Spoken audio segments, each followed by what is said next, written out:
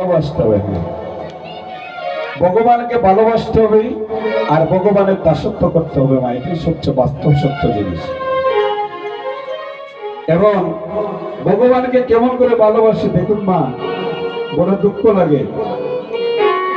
আপনি যে বাড়ি যে তালার মধ্যে সেবা করেন, এই তালাটা কত বড়, ও অত বড় নানি। আপনি যেটার মধ্যে বাঘ সেবা করেন, অন্য সেবা করেন, এই তালাটা এত বড়, আর ভগবানের তালাটা কত কত বড় দেখুন, এত বড়। ঠিক আছে না? আপনি আমি স্বার্থপর না?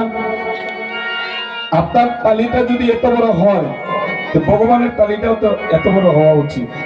কিন্তু মন্দিরের ভিতরে কারো বাড়িতে যেয়ে দেখুন ভগবানের তালা এত বড়, ঠিক কিনা আপনারা বলেন? এত বড়। এই জগতে ভগবান আপনার সেবার পাগল নয় ভক্তগণ।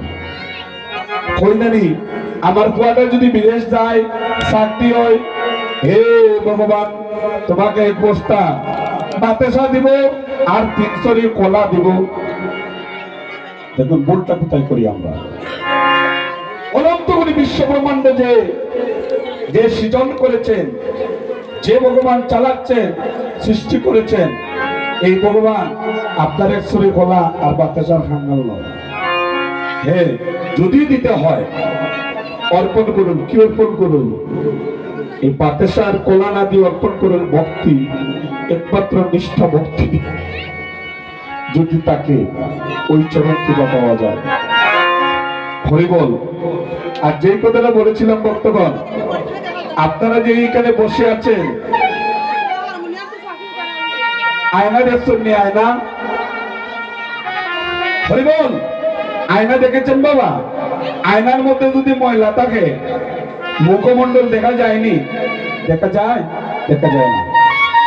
শাস্ত্রে বললেন, যারা ভগবানকে ভালোবেসি, যারা ভগবানের গুণগান শ্রবণ করতে আসি, এই বিশ্বের মধ্যে অনেক গান আছে, কিন্তু ভগবানের গান সবার চাইতে উঠতে কেন?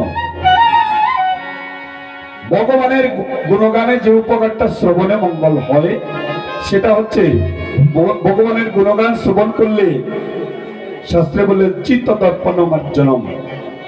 চিত্ত হচ্ছে মন।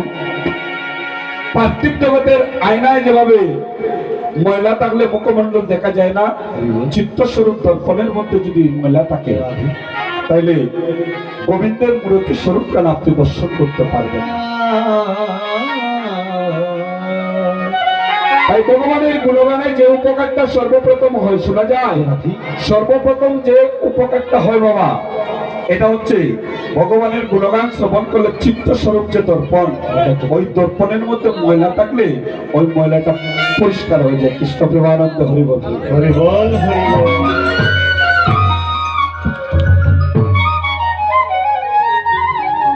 ভজনে মঙ্গল, শ্রবণে মঙ্গল, আর শ্রবণে ভজন।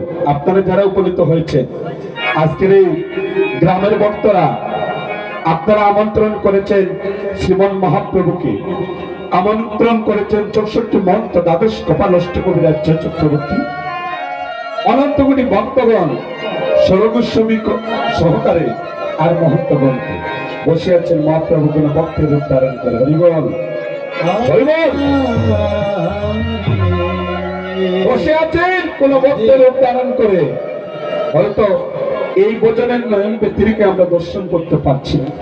যার প্রস্ফুটন হয়ে যাবে একমাত্র সে দর্শন করতে পারবে। আমরা আস্তে আস্তে আসবো। আমি সব সময় সূর্য পূজা লীলা পরিবেশন করি। আমাকে বলা হচ্ছে সুবল মিলন, আমি সুবল মিলন পরিবেশন করব। এবার সচির তনয়া আমার গৌর হরি